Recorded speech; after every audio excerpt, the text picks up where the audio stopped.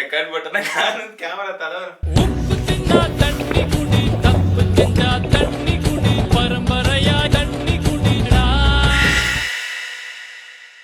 திரும்ப வர மாட்டேன் அட்டம் போட்டீங்க வந்துட்டா கிழிச்ச. வணக்கம்டா பசங்களா, திஸ் இஸ் PTKK ஹியர். எல்லாரும் எப்படி இருக்கீங்க? நல்லா இருக்கீங்களா? நீங்களாம் நல்லா இருப்பீங்க, நல்லா இருக்கணும்னு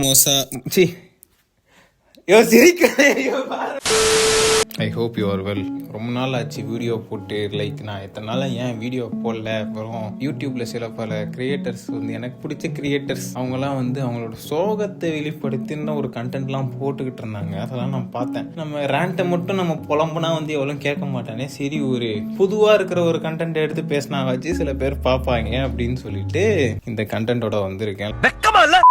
என்னோட கதையில இருந்து வருவோம். நான் கடைசியா வீடியோ போட்டது ஆகஸ்ட் 5ஆம் தேதி 2024.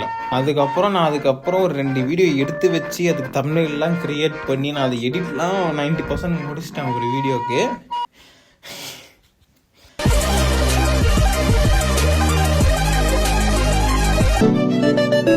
அதுக்கப்புறம் நான் ஒரு வேலை பண்ணேன். நான் அதை பத்தி எதுவும் பேச விரும்பல. அழுகுறான் அதில் மூழ்கி கொஞ்சம் அதுக்குள்ளே போனேன்னா நான் மற்ற எதுவும் இல்லை சொல்லுங்க பரவாயில்ல. என்னது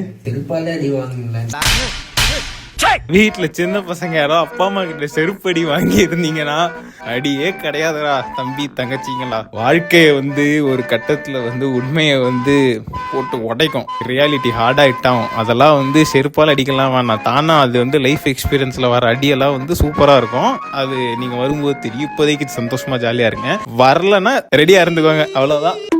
அந்த மாதிரி சில பல இதுலலாம் இன்வால்வ் ஆனதுனால நான் வீடியோ கண்டென்ட் பண்ணுறதை ப்ரியாரிட்டைஸ் பண்ணாமல் மற்ற எல்லா வேலையும் பண்ணிட்டு இருந்தேன். அது மட்டும் இல்லாமல் என்னோட பர்சனலான சுச்சுவேஷன் கொஞ்சம் சரியில்லை. காலேஜோட ப்ராஜெக்ட் ஒர்க்ஸ் இதெல்லாம் வேறு அதிகமாக இருந்துச்சு. அண்ட் தென் அந்த வீடியோ போட ஸ்டார்ட் பண்ணுறது அப்படின்னு யோசிச்சா கூட எப்படி கண்டென்ட் மேக் பண்ணுறது அந்த ஒரு ஃப்ளோலே இருந்தோன்னா அது தெரியும். எப்படி கண்டென்ட் மேக் பண்ணலாம், இதெல்லாம் கண்டென்ட் பண்ணால் நல்லாயிருக்கும், இதெல்லாம் கண்டென்ட் பண்ணால் நல்லா இருக்காது.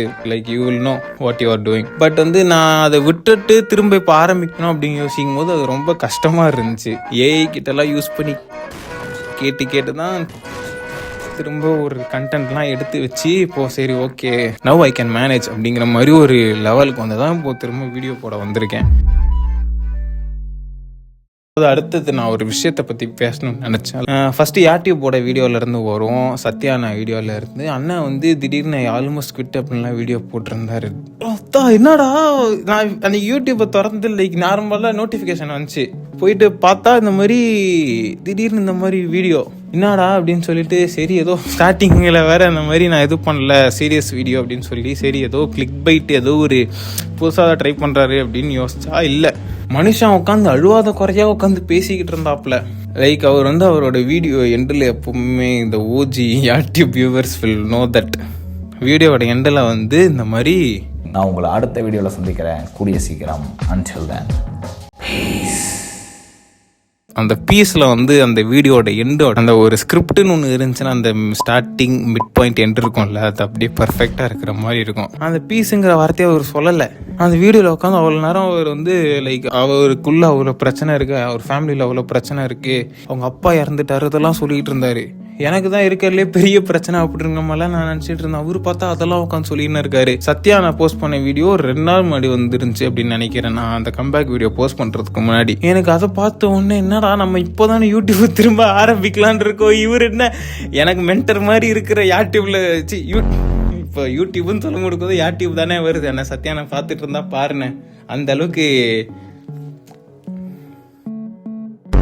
You get the point. அந்த அளவுக்கு யூடியூப்ல எனக்கு இருக்கிற ஒரு மனுஷன் இந்த மாதிரி பேசும்போது எனக்கு அப்படியே ரொம்ப ரொம்ப ஒரு மாதிரி ஆயிடுச்சு. கை ஸ்கில்ஸ் அவர் உட்காந்து ஒரு வீடியோ போடுறாரு. அவரு நான் செருப்படி வாங்கினேன் புலம்பி தள்ளி ஒரு வீடியோ போட்டிருந்தாரு.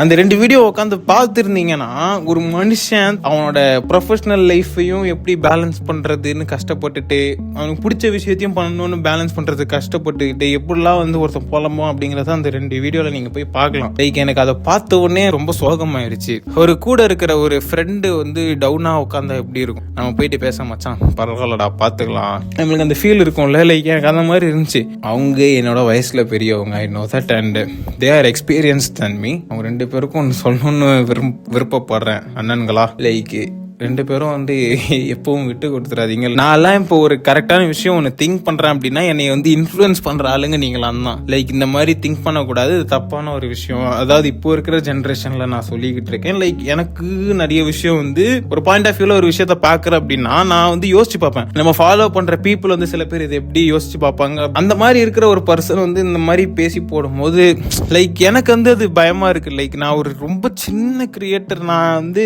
எதுவுமே கிடையாது என்கிட்ட. அந்த சாக்லேட் மில்க் ஷேக்கும் பீட்சா இருந்தால் கொடுங்க. நான் வந்து இப்போ கண்டென்ட் பண்ணணும் அப்படின்னு நினைச்சேன். எனக்கு அது ஒரு இவங்க இப்படி பேசும்போது எனக்கு ஒரு பயமா இருந்துச்சு. லைக் அதான் நான் உங்களுக்கு சொல்ல வர்றது. ஆனால் 2 பேரும் பார்த்துக்கிட்டு இருந்தீங்களா, தயவு செஞ்சு எதையும் விட்டுடாதீங்க. பர்சனலா என்னை வந்து உங்களுக்கு தெரியாது, உங்களை வந்து எனக்கு தெரியாது. பட் நான் வந்து உங்களை பார்த்துருக்கேன், நான் உங்களோட வீடியோஸ் பார்த்து இன்ஃப்ளூயன்ஸ் ஆயிருக்கேன். Like you are educating me. நீங்க வந்து ஒரு சொசைட்டியை பத்தி ஒரு பேசுறீங்க, சோசியல் மீடியா, திஸ் ஜென்ரேஷன், அதை பத்தி பேசும்போது ஒரு கண்டென்ட் மேக் பண்ணும்போது என்னை வந்து இன்ஃப்ளூயன்ஸ் பண்றீங்க. அதனால வந்து தயவு செஞ்சு அதை விட்டுறாதீங்க. இந்த மாதிரி நீங்கள் விட்டிங்கன்னா இந்த ஜென்ரேஷன், நம்ம சோஷியல் மீடியாவில் இருக்கிற ஜென்ரேஷனை நல்லபடியாக வந்து வழி நடத்துறதுக்கு சில பேர் வந்து கம்மியாகிட்டே போவாங்க. As a brother I am here with you, we are standing with you. So please don't quit YouTube. Like நீங்கள் சொல்லியிருந்தீங்க டைம் எடுத்துகிட்டு திரும்ப வந்து இது பண்ணுறேன்னு, தயவு செஞ்சு வந்துடுங்க. திரும்ப அப்படியே விட்டு போயிடாதீங்க. My humble request for you guys.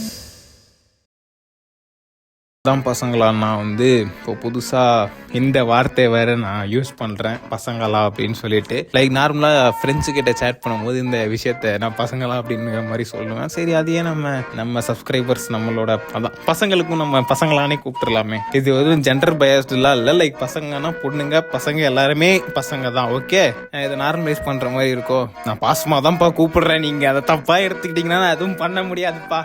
நான் பிரச்சனை பண்ண வரலாமா? Do support my channel. I hope you guys இந்த வீடியோவில் என்ஜாய் பண்ணுறதுக்கு எதுவும் இல்லை. லைக் உங்களுக்கு பிடிச்சிருந்துன்னா என்ஜாய் பண்ணியிருந்தீங்கன்னா ஒரு லைக்கை போட்டு விட்டு அடுத்த வீடியோவில் பார்க்கலாம் பசங்களா. ஸோ அது வரைக்கும் உங்களிடமிருந்து விடைபெறுவது PTKK.